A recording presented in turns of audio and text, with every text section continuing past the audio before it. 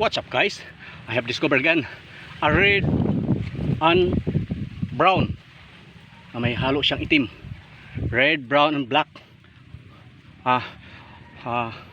Na isa siyang palaka. Isa guys oh. Wow. Dito pala guys nakatira. Kaya isa guys oh. Wow, dito tayo sa garden ngayon.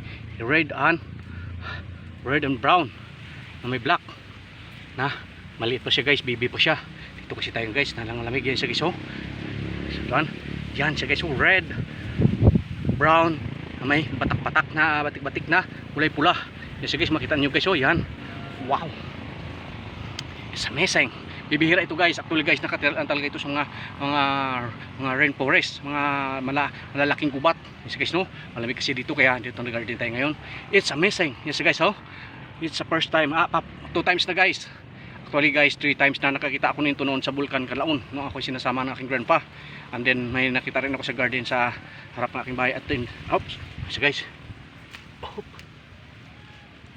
wow, so guys, ang bilis niya guys.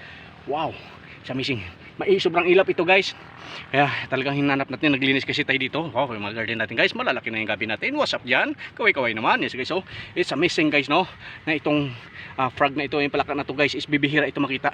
Actually guys, ulitin ko guys, nakikita lang ito guys sa mga malalaking gubat, sa big forest. Wow, it's amazing. Wala ka siya again.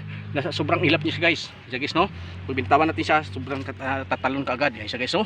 Wow, dito ka ngayon, medyo naglilim tayo dito. Yan siya guys oh. Yan siya guys. Wow, it's discovered this one. Wow, maraming dito guys. Actually guys, maraming kubra. Kailang hindi natin siya mahuli kanina, nilabanan ako. Yan siya guys no, hindi ko siya dinuraan ako guys, kaya bumuga siya ng kulay puti, kaya tumakbo na lang ako. So guys no, at saka sumuot siya dito. Sana yung mahuli ko siya doon, linisin ko doon.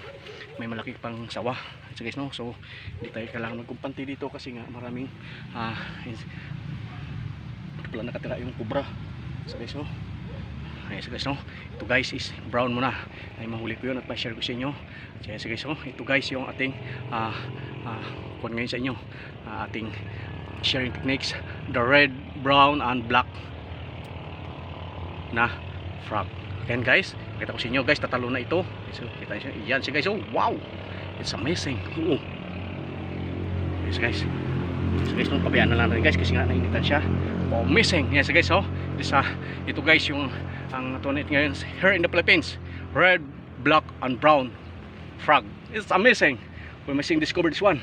Okay guys, sa ating pagbabalik, may masishare pa ako sa inyo mga iba pang mga kinds of animals ating makikita. Thank you so much. And naway sa ating wag natin guys, mga bata guys no, wag natin saktan o patayin yung ganung klaseng palaka kasi guys bibihira yon. Sila ay mga exotic na, kumbaga sila yung mga tawag nito na bawal sila guys patayin, mga endangered na sila. Thank you so much at sa aking pagbabalik